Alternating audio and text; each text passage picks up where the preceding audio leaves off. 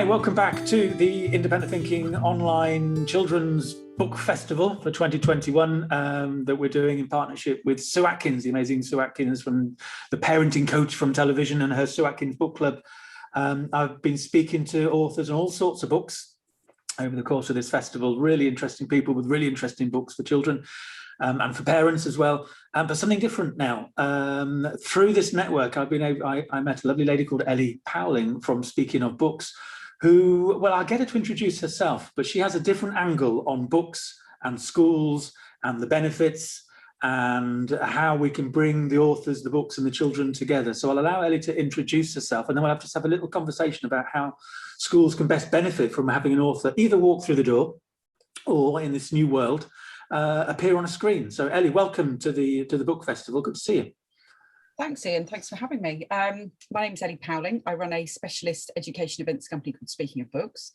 We are a family business started about 25 years ago by our mum, Jan Powling.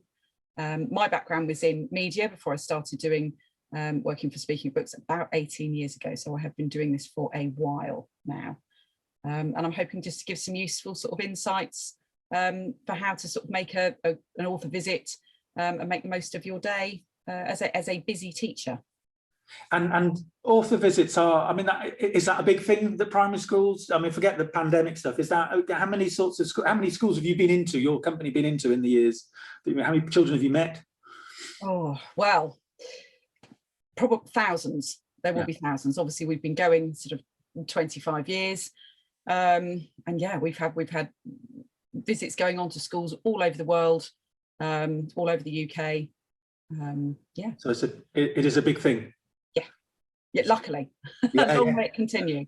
Yeah, excellent. So what are before we look at the nitty-gritty of what might entail and what schools can do to make sure they prepare best for the visit, and I imagine there's a preamble to the visit, there's a visit itself, and there's what happens afterwards, as opposed to it's a special afternoon because some ladies walked through the door and read us a story and then we go back to SATs. So look at all of that as well. But in terms of the benefits, why should schools, where they're under so much pressure, time, resources, time in the classroom, catch up post-pandemic and all of that, why should schools think about, and what are the benefits of having the author come through the door? There are many. The wonderful National Literacy Trust actually produced a report in 2019. I will just read actually some of these just to make sure that I get some facts sort of correct here. But they found that children who had a visit from an author in their academic year were twice as likely to read above their expected level for their age. So 31% versus 17% uplift in that. They were more likely to enjoy reading. 68% versus 47% who hadn't had an author visit, and writing as well. So they saw sort of an increase in enjoyment in children doing their own writing. That was 44% versus 32%. And they were most likely to sort of have a higher confidence in their reading and in their writing. And those were going up by over sort of 10% each time. So there are huge sort of benefits from that point of view. Another reason is that what we refer to as the kind of the literacy triangle. It's connecting the child with the book, with the author. So author visits promote literacy by connecting the child with the book, with the author. And we know that children are more likely to enjoy reading and enjoy a book by an author that they feel a connection to. They're also more likely to consider themselves writers and sort of give it a go if they've met and worked with someone and been shown that it's a great thing to do. And I'm sure you and I, Ian, and most people sort of watching this could bang on for hours about the sort of the importance of the creative arts in education.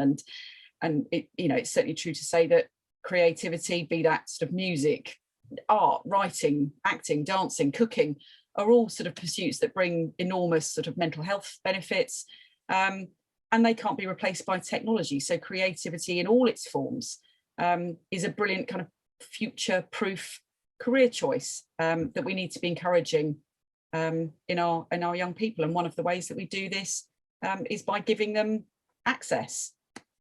Yeah. Is there any? I mean, those statistics are quite striking, aren't they? If there's any teacher hesitant about having an author visit coming in, and then because they need to focus on their literacy and their SATs and everything. Well, and they might need to to pitch to their head teacher for the budget, or pitch to their governors, or whoever whoever that is sort of holding the purse strings. Well, so that's, as I say, it was a National Literacy Trust report in June 2019, so very Googleable. Yeah. And those stats are all there to sort of back up. Is there any research, and I'm putting you on the spot here because they don't know, but is there any research in terms of children from poorer backgrounds having access to, or is it? I actually think further into the report, yes, it does mention that. Also, yeah. It's worth sort of unpicking it. What made me think of that when you talked about access to the arts and getting engaged in the arts is that for our book, the independent thinking book, The Working Class, the research that shows when children have access to the arts, are engaged in artistic endeavours, the benefits in terms of what goes on in the curriculum, but also things like are more likely to vote, are more likely to take part, are more likely to volunteer, are more likely to be involved in citizenship activities, as well as you mentioned, the well-being side of things. So there's so many benefits, as well as the improving their literacy, their reading and their writing. Schools are one of the places, lots of our children are not living in houses kind of stuffed full of books and, with heavy bookshelves. Like our bookshelves behind us. I was going to say, you can tell what we do, but and not finger pointing and not judging, but lots of homes are not like that, and I'm sure they're getting other stuff as well. But this is one of the things that schools can do. No, I like that very much. So, and talk about that triangle again, because one of the things that you were saying is it not only improves their skills, but it improves their enjoyment of it as well, and their confidence. So you're working at that sort of emotional level as well. So is that the triangle that you talked about? That's the triangle. So the triangle, so it's almost like child at the top, author, book. So it's just making the kind of connection between the two. And one of my great friends and clients, Michael Rosen, always talks about sort of children, when you talk to them about books, when they meet an author, they are making the connection between the spoken word and the written word. And again, lots of things that we know is that many children find the spoken word more comfortable. So this is one of the ways, again, that you can kind of bridge that gap and make books kind of theirs. Yeah, and you mentioned Michael Rosen, so he's one of the people. If schools want him, they come to you in order to book him for their school. So, and I've heard him speak a couple of times. I'm sure some of the people watching this will as well. And he's the one to beat. He's pretty good. He's pretty good. Yeah, he does all right. He does all right for himself. Yeah. Quite like working with him. What makes a good author? An author visit, what does the author do that makes it come alive, as opposed to sitting there reading their book and then going out again? Well, that's interesting. Yes, that's funny sort of you should, because that's one of the things obviously that I would want to sort of talk about what a teacher kind of should be looking for, and also any sort of aspiring authors out there who want to do author visits. It's my opinion and sort of belief that you need to design a really great session, that many of our teachers are extremely sort of gifted storytellers themselves. They can read well. Teachers are performing day in, day out. That's part of what they do. So I think a high quality author visit needs to do a lot more than just have somebody standing up at the front reading a book, because a teacher is going to struggle to justify a budget. I've been a chair of governors, so I understand when somebody stands in front of you, wanting some money, and schools are not funded as they should be. So every penny is precious and needs to be spent so wisely and carefully.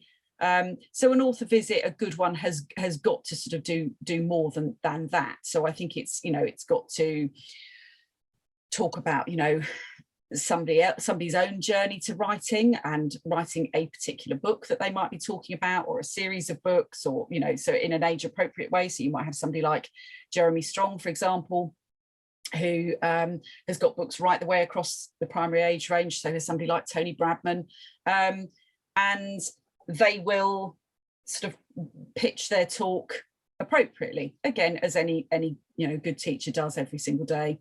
So they might talk about different titles that are kind of age appropriate. They might show where they do their writing, the various stages that a book goes through, but always kind of relating it back to what a child can do. So, you know, showing them, you know, that ideas are everywhere, showing them that, you know, here's your notebook that is scrawled with ideas. And it's lovely for children, I think, to see that kind of those post-it notes with, you know, scrawled handwriting on, and then look, that's the book that it became. And then there's all the sort of the stages in between. So I think that's always a sort of a lovely thing. And again, just, you know, encouraging children that they have got something to say, and you know, so encouraging being a reader, being a writer. One of the first things writers would always say, you know, what you felt, well, I was a reader first, then I was a writer. And that's a great message to get across. And then of course you get into the area of the authors that feel sort of comfortable doing writing workshops.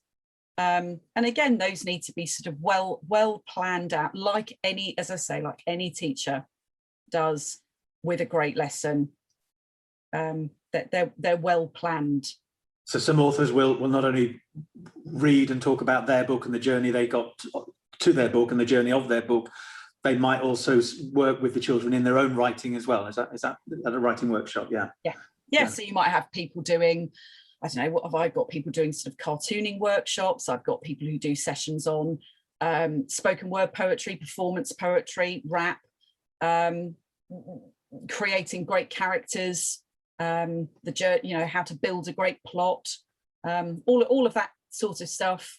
That can be all part of a really, really great author visit. And it also steps away a little bit from sort of what teachers do, but it also should leave the teachers with plenty to follow up on. Yeah, no, I like that. Oh, and talking of rap, I'll send you the link to Rhythmical Mike, one of our independent thinking associates. I like the sound of Rhythmical Mike. He's a performance artist who goes into schools, including special schools and PRUs and all sorts of things, talking about his story, but also talking about his and sharing poetry and getting the young people, the children, to sort of deliver their own poetry as well. It's incredibly powerful. Oh, amazing. And sometimes, and I'm sure your authors will see this as well, that the child who hasn't been brought out to them for whatever reason in the traditional classroom, suddenly with a new face, new rules, suddenly this thing comes out with them that they didn't know was there. And the teacher meant to be sort of complementary and certainly not replacing, you know, the incredible. We are at Speaking of Books, we are, you know, I'm a huge fan and admirer of teachers. So are all sort of my clients. This is not in any way meant to sort of replace or anything like that. It is in addition to and a complementary. And again, you know, everybody needs a sort of a fresh face, and teachers have so much on their plates. Sometimes it's nice for them to also have just somebody coming in, you know, fresh and new and doing something and giving them some new ideas and encouragement themselves, because teachers are talented people. They actually, some of the most amazing writing comes from them. No, that's very true. I talked about the sort of the three parts of it, so the preamble to it, the actual day, when we've touched on some of that, and then what happens afterwards. So, and I was aware of this, you know, in schools, and when I was a teacher as well, you plan this thing and it's just the thing. Whereas actually, if you planned it properly and planned the preamble to it better, you get more from the thing, the event, the visit, whatever. Well, and then also you follow it up, so it doesn't just become, well, that was a bit of a one-off, that was a nice event, I didn't have to do any maths or whatever. So it doesn't become just a kind of a standalone event that we then never talk about again. So what sorts of things can schools be doing in the build-up to an author visit and then afterwards? Well, that's it. I mean, again, I get lots of sort of, we want a big name, or, we want somebody that the children have heard of, and this, that, and the other. Well, this is actually also, again, the beauty of, if you find somebody who is brilliant in front of the kids, they may not be famous. But that doesn't mean that they're not the right person for your school. And where teachers are in a fantastic position is they can create a buzz, they can promote, they can make sure their children have heard about them. They can do all of that. And that's where the kind of, I'm really passionate about spending the money wisely. And say somebody like me, like my job would be to listen to a teacher, to what they're trying to achieve, to listening to, tell me about this particular cohort. What are their interests and passions? What are their things that they need encouragement with, that they need support with?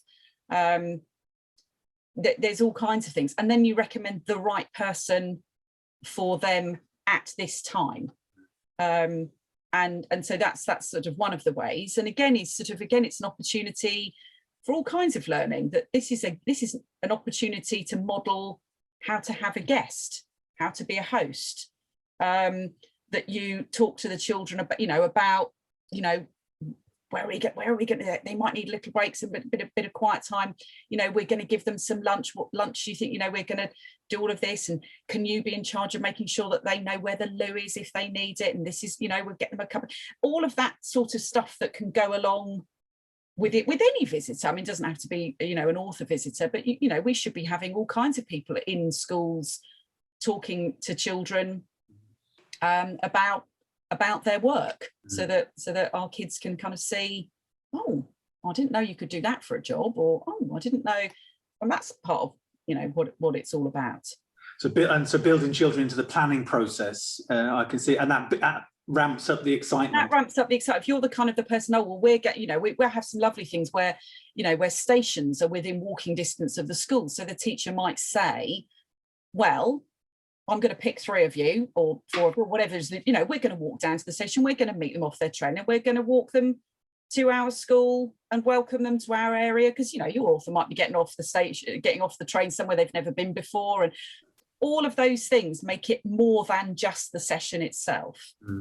I like that. I've never been met off the train by a load of students or children before. Yeah, so. No, we've had that a few times, and it always, what a gorgeous thing.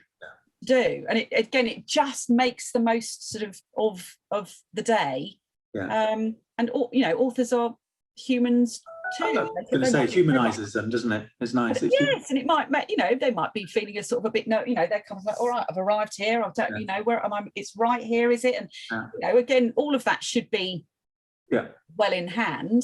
But actually, if they're met by a load of gorgeous faces and a welcoming teacher, it says, oh, come on, we've come to welcome you and walk up the road with you. What a lovely thing. Nice.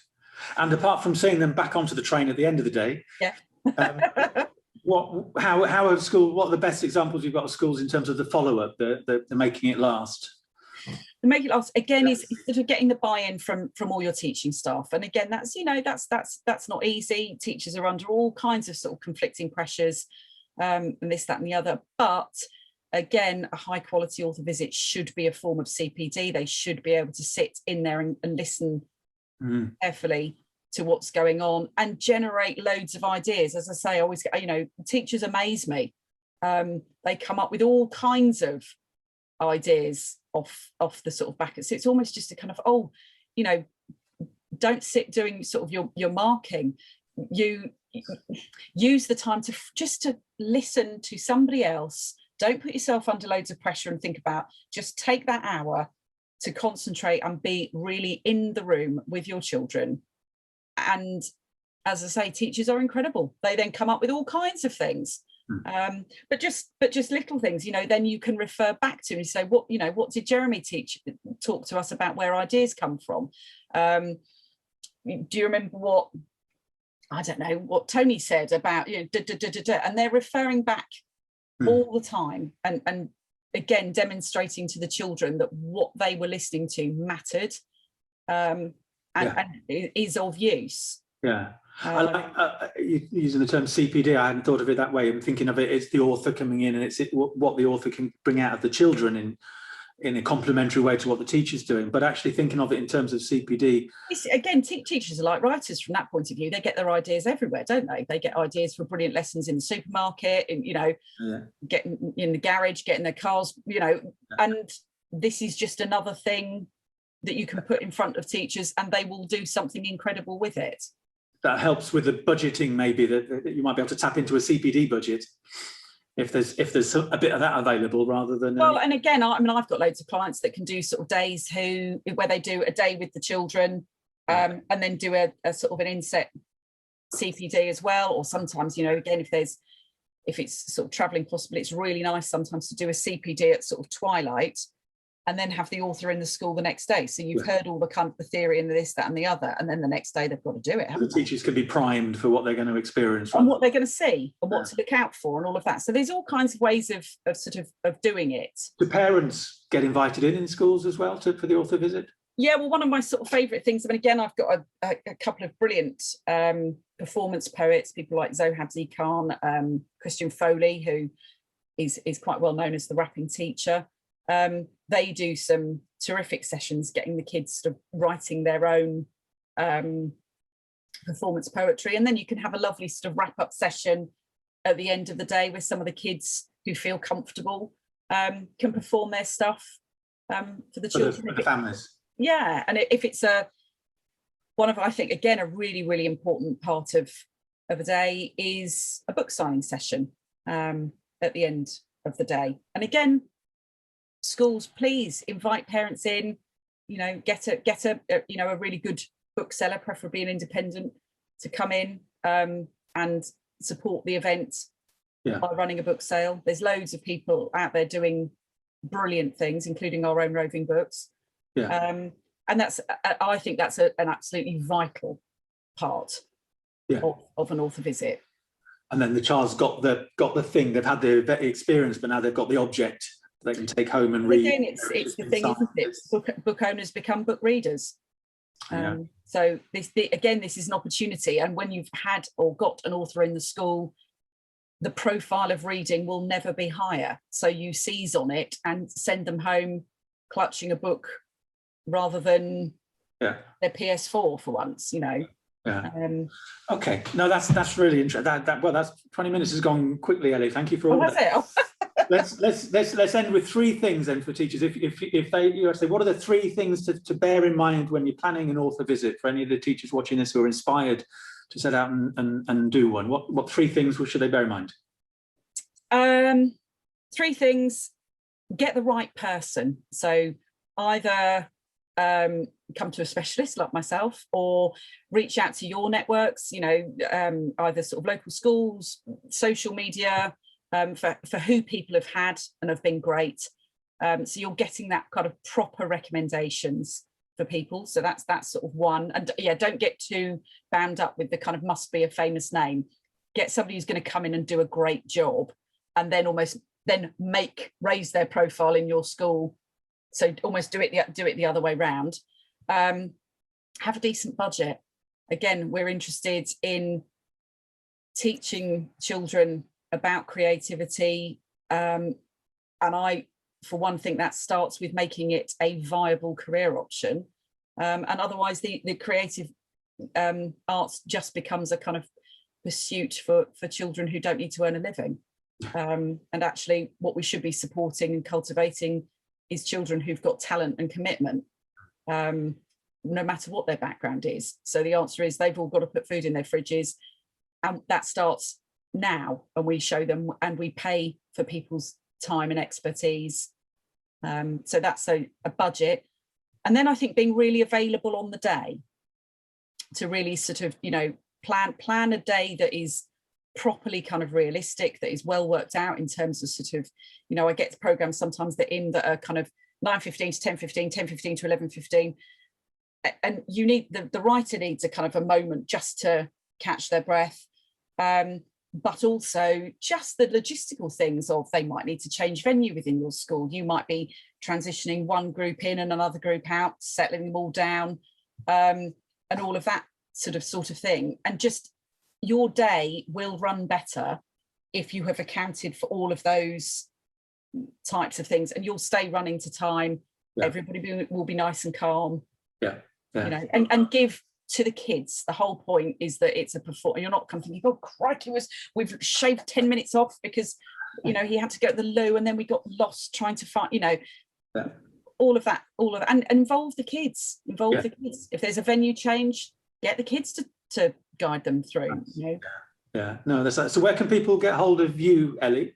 I know others are available, but so what other agencies are available, but I am www.speakingofbooks.co.uk, or I'm on Twitter as @speakingofbks.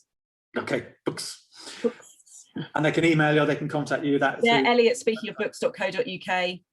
Yeah. I've got one of those fancy buttons as well on my website where people can just book it. Sometimes you just need to have a chat about your school and what you want to do, and then it's up for me to sort of go, oh, well, have you considered and then you've got a range of options where teachers can choose what's best for them. Lovely. All right, that's been really interesting, really useful. Yeah, thank you and good luck with the next. Thank you, and you too. 5 Thanks years. for having me. Okay, thank you.